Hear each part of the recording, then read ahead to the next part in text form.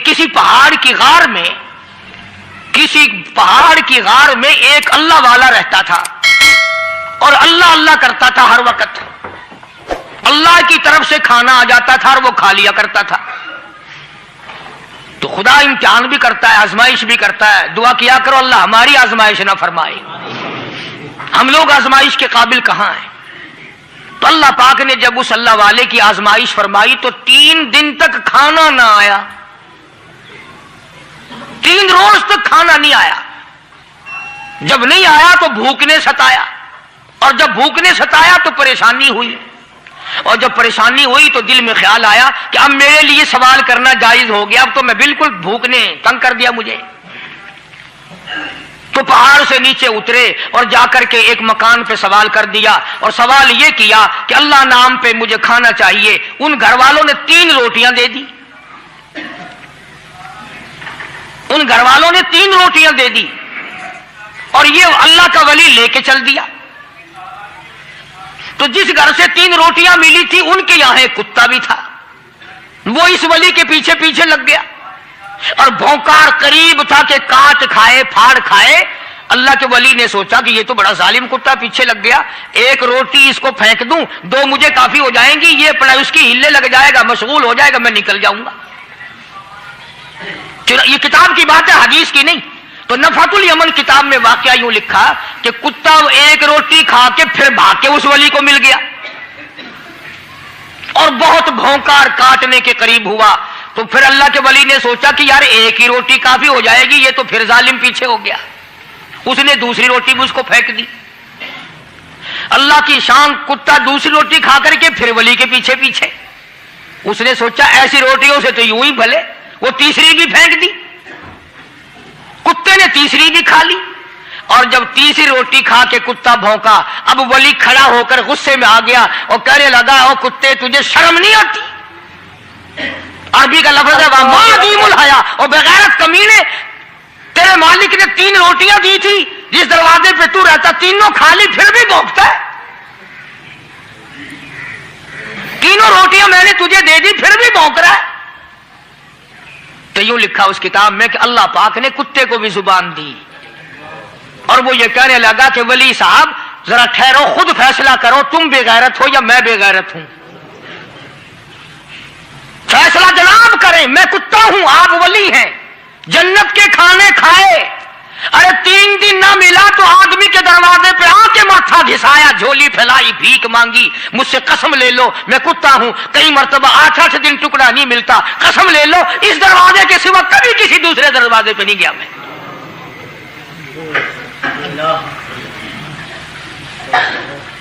تجربہ کر لو. 3 دن کتے کو ٹکڑا ڈالو، 4تھے دن دم ہلا کر تمہارے پاؤں میں لٹے گا. ساری عمر گزر گئی اس مالک کا دیا ہوا کھاتے ہوئے پیتے ہوئے، آج بھی تجھے اس مالک کا دروازہ سمجھ نہیں آیا. پانی وہ پلاتا والذی ہوا یطعمنی ویسقین وَإِذَا مَرِضْتُ فَهُوَ يَشْفِينِ. کتنا کھلاتا ہے، کتنے اعلیٰ درجے کے کھانے کھلاتا ہے، طرح طرح کے کھانے کھلاتا ہے. پالا اس نے، سنبھالا اس نے، زندگی اس نے دی، اولاد اس نے دی، خوبصورت بیوی اس نے دی، گھر آباد اس نے کیا. تھوڑی سی پریشانی آ گئی، اب جا کے قبر کے سامنے جھکا کھڑا ہے، اس مالک سے میرا کام نہیں چلا، اور 4 گز زمین میں پڑنے والا ہے، تو میری حاجت روائی کر دے.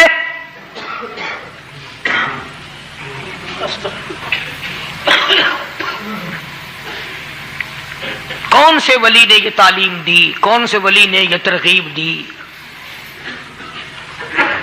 خواجہ قطب الدین بختیار کاکی رحمت اللہ علیہ، بابا فرید الدین شکر گنج رحمت اللہ علیہ کا پیر ہے. اتنے اللہ والے لوگ تھے، اتنے اللہ والے لوگ تھے. خواجہ قطب الدین بختیار کاکی رحمت اللہ علیہ کا آخری وقت دلی شہر میں آ گیا. نہ دولت تھی، نہ کوٹھی تھی، نہ بنگلہ تھا، فقیری. ہائے ہائے، عجیب بادشاہت ہوتی ہے ان لوگوں کی. بادشاہ ان کے دروازوں پہ آیا کرتے تھے. خواجہ ابو الحسن خرقانی رحمت اللہ علیہ بزرگ گزرے ہیں. محمود غزنوی کا زمانہ ہے.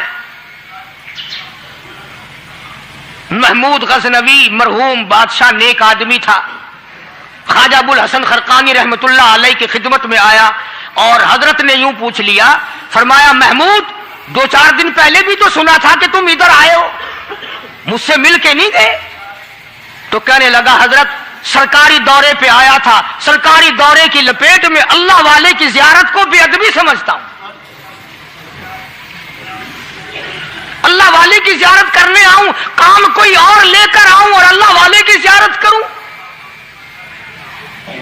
میرے نزدیک یہ بے ادبی ہے. فرمایا آج ارادہ کر کے آئے ہو؟ کہ جی ہاں ارادہ کر کے آیا ہوں. باتیں ہوتی رہی. محمود کہنے لگا حضرت آج بہت بڑا کام لے کر آیا ہوں، دعا فرماؤ. سومناتھ کے مندر پہ حملے کا ارادہ ہے. 70 راجاؤں کی فوج آئیں گی، 70 بادشاہوں کی فوج آئیں گی، 70 راجا ہندو اپنی فوج لے کر آئیں گے. میں اکیلا مسلمان مقابلے میں آؤں گا. دعا فرماؤ وہ قادر کریم مجھے فتح عطا فرمائے. کیسی نیت لے کر آیا کرتے تھے بادشاہ لوگ فقیروں کے دربار میں.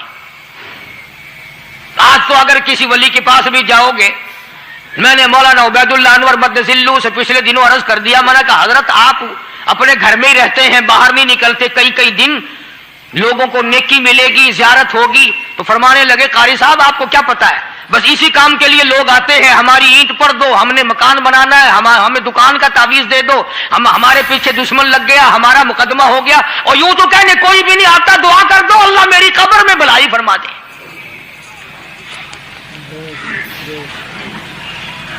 تو محمود غزنوی نے خواجہ ابو الحسن خرقانی سے درخواست کی کہ آپ دعا فرمائیں. اللہ والے نے دعا بھی فرمائی اور اپنا مسلح دے دیا. یوں فرمایا محمود جب مشکل وقت آ جائے اس مسلح پہ کھڑے ہو کر 2 رکعت نماز ادا کرنا. پتا چلا کہ اللہ کی مدد جو ہے وہ نماز کے ساتھ ہے. میں تمہیں بھی بتاتا ہوں، ولی تو میں نہیں. جب بھی کوئی پریشانی آئے، جب بھی کوئی تکلیف آئے، فرمایا استعینوا بالصبر والصلاۃ، نماز پڑھو انشاءاللہ آسانی ہوگی. صبر کر، نماز پڑھ. ان اللہ مع الصابرین، اللہ پاک صبر کرنے والوں کا ساتھی ہے. صبر بھی کرتا جا، نماز بھی ادا کرتا جا. جس سے تیرا بگاڑ ہے یوں بھی سوچتا جا میری طرف سے کوئی ظلم نہ ہو جائے، میں مارا جاؤں گا. اللہ ساتھ لے کر چلا گیا اور اپنی فوج کو لے کر کے سومناتھ کے مندر پہ حملہ کر دیا. مسلمان فوج بڑا سفر کر کے آئی تھی، دور سے آئی تھی، تھکی ہوئی تھی، چور چور تھی، اتنے حالات نہ تھے، اتنے ہتھیار نہ تھے. 70 راجاؤں کی فوج کے مقابلے میں مسلمانوں کو شکست ہو گئی. محمود غزنوی کو خبر دی گئی بادشاہ شکست ہو گئی. محمود نے 2 رکعت نماز ادا کی. اور یہ بھی بتا دوں اللہ والوں کا اتنا ادب کیا محمود غزنوی نے کہ اس مسلح پہ کھڑے ہو کر نماز نہیں پڑھی، اس کو سر کے اوپر رکھ کے نماز پڑھی. مسلح اللہ والے کا سر پہ رکھ لیا اور نماز پڑھی خدا کے حضور میں. اور پھر سر سجدے میں رکھ دیا. میرے پروردگار بے نیاز خالق و مالک، میں گناہگار صحیح، میں سیاکار صحیح، میں تیرا بندہ ہوں. او میرے مولا مقابلہ کفر سے ہے، حق پرستوں کی نہ کی تو نے گر دل جوئی نہیں. تانا دیں گے بت کے مسلم کا خدا کوئی نہیں.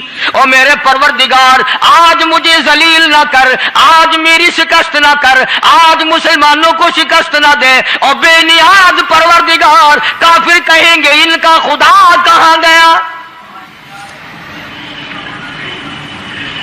بس محمود غزنوی نے اللہ کے حضور میں نماز ادا کی اور دامن پھیلایا اور سر سجدے میں رکھا، وہ اطلاع ملی کہ شکست فتح میں بدل گئی۔ چنانچہ جمعے کا خطبہ محمود غزنوی نے سومناتھ کے مندر کے اندر دیا۔ اس قدر اللہ والوں کو دلچسپی تھی ان معاملات سے کہ قوم کے لیے بھلائی ہو، ملک کے لیے بھلائی ہو، عوام کے لیے آخرت کی دنیا کی بھلائی مقصود تھی۔ خواجہ قطب الدین بختیار کاکی رحمت اللہ علیہ دلی شہر میں رہتے ہیں، بادشاہوں کا زمانہ ہے۔ اللہ اللہ کیا عجیب لوگ تھے۔ آج تو اچھے بھلے دیندار طبقہ نماز پڑھانے والوں کو نماز کے، غسل کے، وضو کے مسائل معلوم نہیں۔ دوستو ایسا وقت تھا، ایسا وقت تھا، سلطان صلاح الدین خلجی رحمت اللہ علیہ کو بادشاہ ہو کر عربی کی بہت بڑی 4 جلدوں میں کتاب ہے ہدایہ بادشاہ صلاح الدین خلجی کو زبان نہیں آتا، اتنی بڑی عظیم کتاب زبان نہیں آتی۔ وہ بادشاہ بھی ہوا کرتے تھے اور ولی بھی ہوتے تھے۔ سلطان عالمگیر رحمت اللہ علیہ بہت بڑا بادشاہ ہو کر، اورنگزیب ہے، عالمگیر ہے، اتنا بڑا عظیم بادشاہ، مگر حضور کریم صلی اللہ علیہ وسلم کی 5000 حدیث پاک اس بادشاہ کو زبان نہیں آتی۔ اور قرآن کا حافظ تھا، قرآن کا قاری تھا، قرآن کا عالم تھا، قرآن کا مفسر تھا، ولی بھی تھا، بادشاہ بھی تھا، اللہ والا بھی تھا، اور اتنا خوف تھا دل میں تمہیں کیا بتاؤں۔ اللہ اکبر، بادشاہ ہو کر کے کپڑا خریدا، مزدوری کر کے کپڑا خریدا بادشاہ نے، اور کپڑا خرید کر اس کی ٹوپیاں اپنے ہاتھوں سے سی۔ عالمگیر رحمت اللہ علیہ نے اس کی ٹوپیاں اپنے ہاتھوں سے سی اور چاندنی چوک دلی میں کھڑے ہو کر فروخت کی، بیچی۔ 6-7 روپے جمع کر کے ایک تھیلی میں بند کر کے اوپر لکھا عالمگیر کا کفن ان پیسوں سے خریدا جائے۔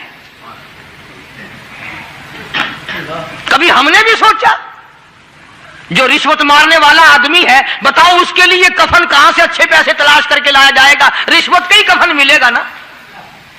جو آدمی ملاوٹ کر کے پیسے کماتا ہے، فنکاری کر کے پیسہ کماتا ہے، دغا اور فریب کر کے پیسے کماتا ہے، تو آج ہمارا کفن بھی صحیح نہیں، کفن بھی دغا والا، فریب والا، ملاوٹ والا۔ بلکہ تم تو کہتے ہو کہ آج کل کھانے کے لیے خالص کچھ نہیں ملتا، میں کہتا ہوں میت کو غسل دینے کے لیے پانی خالص نہیں ملتا۔ یہ جو ہم موٹریں نلکے لگاتے ہیں، یہ پیسے کون سے ہمارے خالص ہیں؟ جو صابن میت کو مل رہی ہیں کون سے پیسوں کا خریدا ہوا ہے؟ جو خوشبو میت کو لگ رہی ہے کون سے پیسوں کی خریدی ہوئی ہے؟ جو کفن پڑ رہا ہے وہ کیسے پیسوں کا کفن ہے؟ اور میں آگے بڑھ کر کے کہتا ہوں جو کندھوں پہ اٹھائے جا رہے ہیں وہ کون سے کتب ہیں، کون سے ابدال ہیں؟ جس نے میت کو غسل دیا ہے کبھی معلوم کیا کہ وہ کتنا بڑا نیک آدمی ہے؟ یہ تو ہمارے آخری وقت کا حال ہے، اور اس طرف کسی کا دھیان نہیں، سوچ نہیں، وچار نہیں، قطعی طور پر اندھے ہو جاتے ہیں۔ او میاں ٹھیک ہے جو کچھ ہو رہا ہے۔ اچھا ایک بات عرض کروں، اللہ تبارک و تعالیٰ کے یہاں جب ہم جائیں گے، اگر اور سارے معاملات کو چھوڑ دو، اللہ پاک یہی پوچھ لے کہ میاں یہ کفن جو پہن کے آیا یہ کیسا ہے؟ یہ جو کفن پہن کے آیا یہ کیسا؟ ہم کیا جواب دیں گے؟ بادشاہ عالمگیر رحمتullah علیہ نے تھیلی پہ لکھ کر کے بند کر کے رکھ دیا، جب میرا انتقال ہو جائے، میری موت آ جائے، جب میں دنیا سے رخصت ہو جاؤں، جب میں دنیا سے چلا جاؤں، میرا آخری لباس جو میں نے ساتھ لے کے جانا ہے، وہ شادی کے جوڑے دنیا تیار کرتی ہے، سفر کے جوڑے دنیا تیار کرتی ہے، غیر ملکوں میں جانے کے لباس دنیا تیار کرتی ہے، ادھر ادھر جانے کے لیے، تقریبوں میں جانے کے لیے جوڑے لباس پوشاک دنیا تیار کرتی ہے، اور میں کہتا ہوں لوگوں، قبر کی پوشاک ہم کب تیار کریں گے؟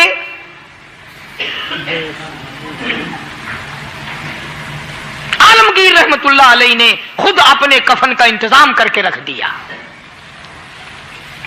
ہمارے گھروں میں تو اگر کفن کا ذکر کرو تو گھر والے بھی منہ بنائیں گے، چھوڑو تم نے کفن کی باتیں بنانی شروع کر دی ابھی سے ہی۔ اور ایک اور عرض کروں، کفن بھی مقدر والوں کو ملتا، کئیوں کو ملتا ہی نہیں۔ اللہ اکبر۔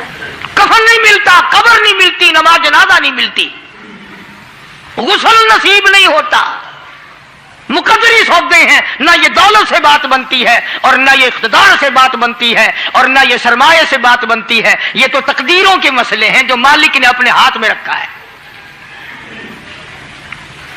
جناب رسول کریم سب کہہ دو صلی اللہ علیہ وسلم کے سگے چچا، اللہ غنی جنگ احد ہے،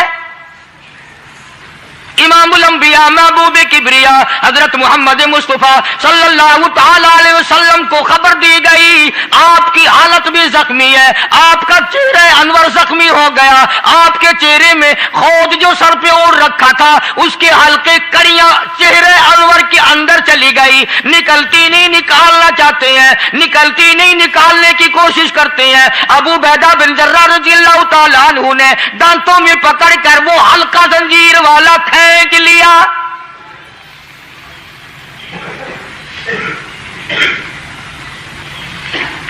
اللہ غنی، ادھر خون کا پھوارا چھوٹا، خون کا پھوارا چھوٹا، اللہ، عرش الہی سے آواز آئی، جبریل،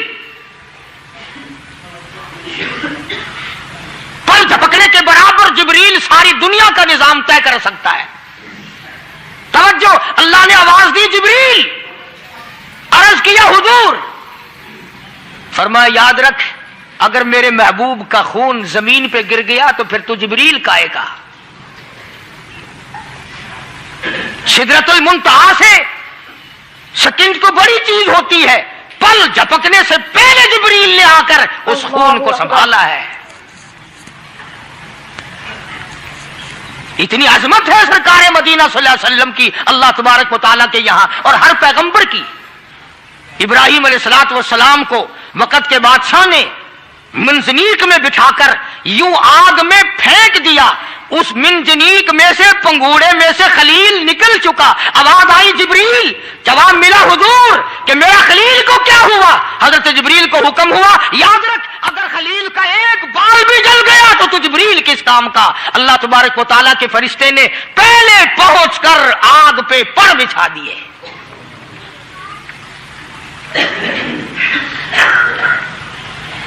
یوسف علیہ السلام کو بھائیوں نے کنویں میں پھینکا۔ اب بتاؤ کنواں کوئی 100-200 گز یا 100-200 میل تو لمبا نہیں ہوتا۔ میں خالق کی بے نیازی تمہیں بتا رہا ہوں اور اپنے پیغمبروں کی کس طرح حفاظت فرماتے ہیں، سبحان اللہ۔ بھائیوں نے کنویں میں دھکا دیا، جبریل جی یہ کیا ہوا؟ تو میرا نبی آیا، میرے نبی کے کنویں میں جانے سے پہلے تخت بچھا دے۔ جبریل نے پر بچھا کر تخت بنا دیا۔ وہ تو یوں بچاتا ہے، وہ تو یوں سنبھالتا ہے۔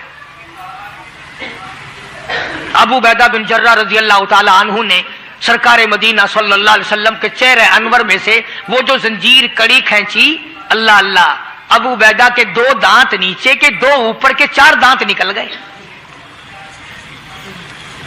آج ہمارے دانتوں کو کیڑے کھا جاتے ہیں، کھوکھریں بن جاتی ہیں، نکل جاتے ہیں۔ ابو عبیدہ تو کتنا خوش نصیب جوان ہے، تیرے 4 دانت تو نکل گئے پر حضور صلی اللہ علیہ وسلم کی تکلیف کو تو نے دور کیا، یعنی آقا کی خدمت کرتے ہوئے ابو عبیدہ کے دانت نکل گئے۔ ادھر اپنی تکلیف ہے، ادھر پتا چلا کالی کملی والے صلی اللہ تعالی علیہ وسلم تیرے چچا کا حال ٹھیک نہیں. صلی اللہ علیہ وسلم بڑا صدمہ پہنچا، بڑا رنج پہنچا. ایک بات کرتا ہوں، توجہ کر کے لکھ کے لے جاؤ، کام آئے گی. بیٹیوں کو بتاؤ، بہنوں کو بتاؤ. سرکار کی نظر پڑی، سرکار کی نظر پڑی. حضرت صفیہ رضی اللہ تعالی عنہ، حضور کی بوا، حضور کی پھوپھی، حضرت زبیر رضی اللہ تعالی عنہ کی اماں، امیر حمزہ رضی اللہ تعالی عنہ کی بہن دوڑی دوڑی آتی ہے. پتا چلا نا مدینے میں کہ بھائی کا حال ٹھیک نہیں، شہید کر دیا گیا. عورت ذات دوڑی دوڑی آئی. حضور نے فرمایا زبیر کون عورت ہے، جا کے روکو، لاش کا حال ٹھیک نہیں، کپڑے پھاڑے گی، جزا فضا کرے گی. میں نے سنا ہے لاش کا حال ٹھیک نہیں ہے.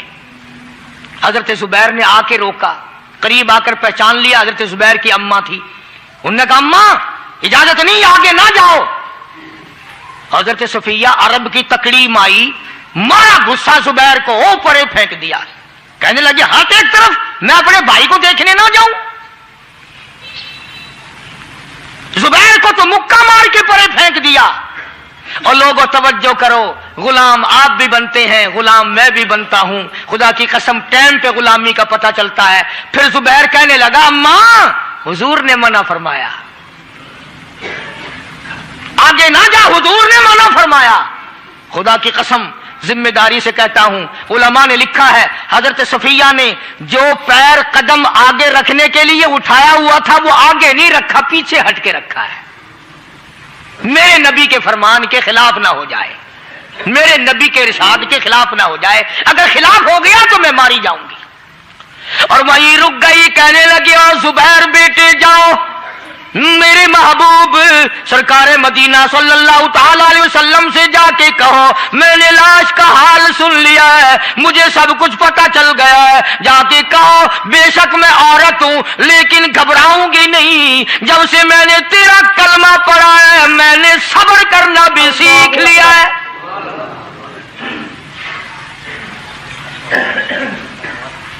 میں زیادہ فضا نہ کروں گی، میں کپڑے نہ پھاڑوں گی، میں رونا دھونا نہیں کروں گی. مدنی کریم صلی اللہ علیہ وسلم کو حضرت زبیر نے جا کے بتا دیا. میری اماں یوں کہتی ہے، فرمایا پھر بے شک اجازت ہے جائے.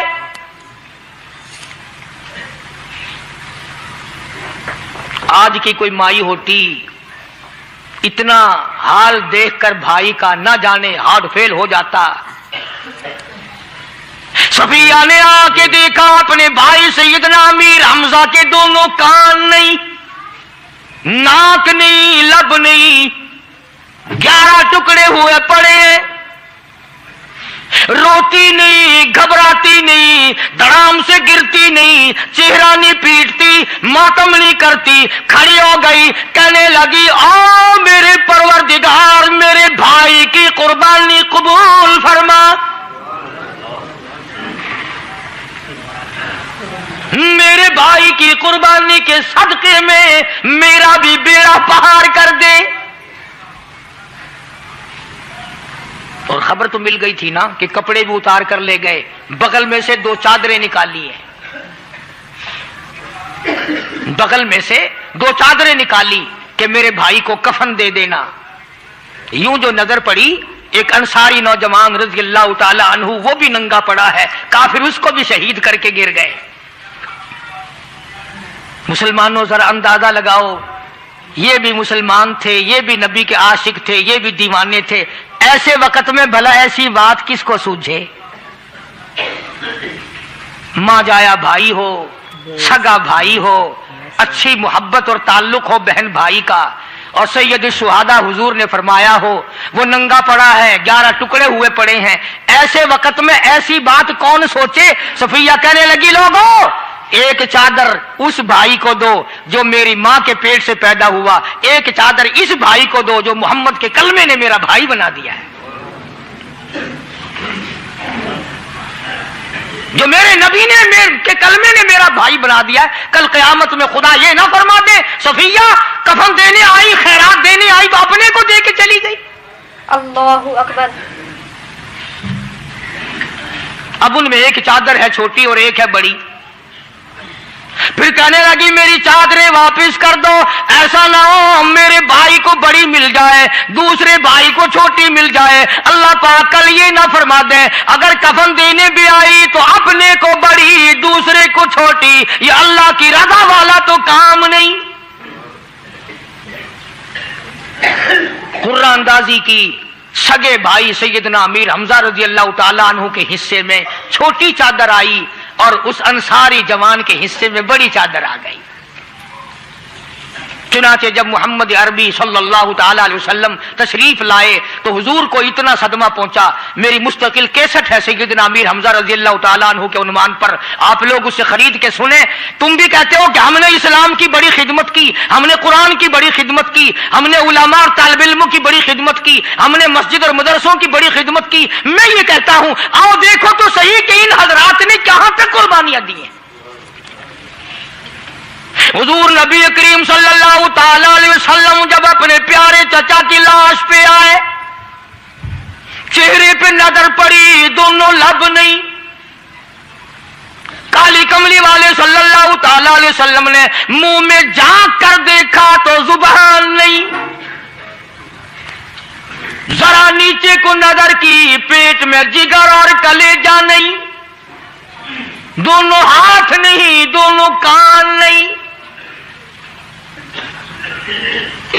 یہ حال دیکھ کر حضور صلی اللہ علیہ وسلم کو چکر آ گیا، زمین پہ تشریف فرما ہو گئے، اور پھر بلکہ یہاں تک لکھا ہے کہ آپ نے یوں فرمایا او میرے مالک اگر صفیہ مائی میری بوا پھوپھی یہاں نہ ہوتی تو میں یہ ٹکڑے بھی نہ اٹھاتا، اگر تو یوں ہی راضی ہے تو میں بھی یوں ہی راضی ہوں۔ اور پھر جب ان ٹکڑوں کو جوڑا گیا تو صحابہ نے عرض کیا یا رسول اللہ صلی اللہ تعالی علیہ وسلم امیر حمزہ قداور آدمی تھا، لمبا تکڑا بہادر آدمی تھا، حالت یہ ہے چادر چھوٹی ہے بھی ایک ہی، اگر سر ڈھانپتے ہیں تو پیر کھل جاتے ہیں، پیر ڈھانپتے ہیں تو سر کھل جاتا ہے۔ حضور نے فرمایا سر کو چھپا دو، پیروں پہ میرے چچا کے درختوں کے پتے ڈال دو۔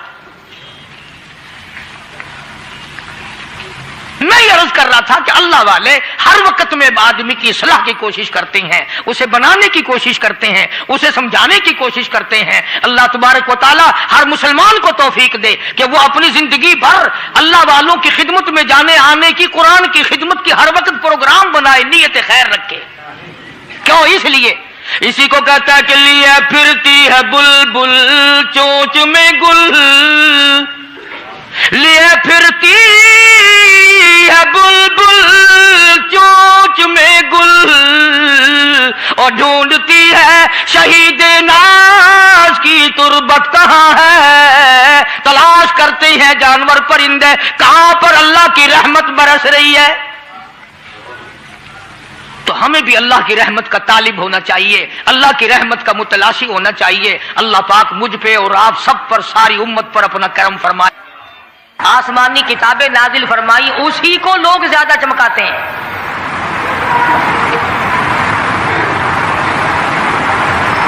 خدا اس بات کو گوارا ہی نہیں کرتا کہ میری طرف سے بغیر میرے اعلان کے کوئی ذرہ برابر اعلان کر سکے۔ وہ کسی قلندر کو، کسی ملنگ کو، کسی کو اختیار نہیں دیتا۔ جن کا خدا جیتا جاگتا حی و قیوم قائم دائم ہے وہ تو ایسا ہے، اور جن کا خدا کبھی پیدا ہوتا ہے کبھی مر جاتا ہے ان کی میں بات نہیں کرتا۔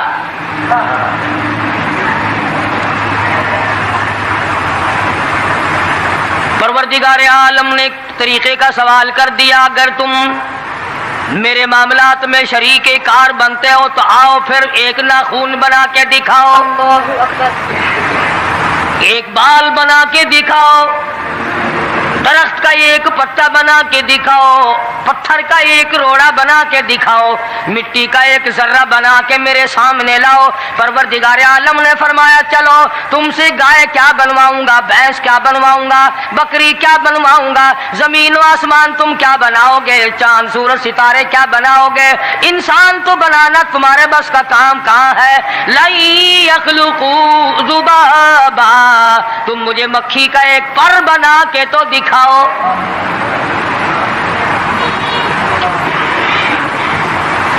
فرمایا جس کے دل میں توحید و ایمان یقین کی دولت جم جاتی ہے وہ لوگ تو دنیا ہی میں ایمان کا مزہ چکھتے رہتے ہیں، ایمان کی لذت آتی ہے۔ صحابہ اکرام رضوان اللہ تعالی علیہ مجمعین کی جماعت نے دنیا ہی میں جنت کو دیکھا، جنت کی خوشبو سونگھی، کسی کو جنت کی ہوا لگی، کسی نے جنت کا نقشہ دیکھا، کسی کو جنت کا نظارہ کرا دیا گیا دنیا ہی میں۔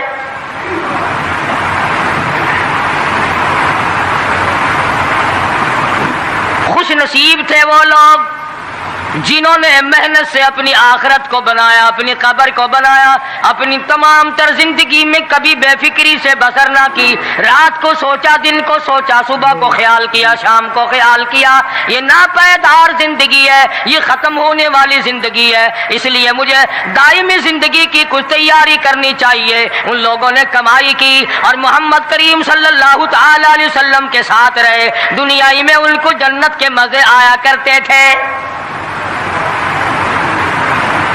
من عمل صالحا من ذکر او انثى وهو مؤمن فلنحيينه حياة طیبة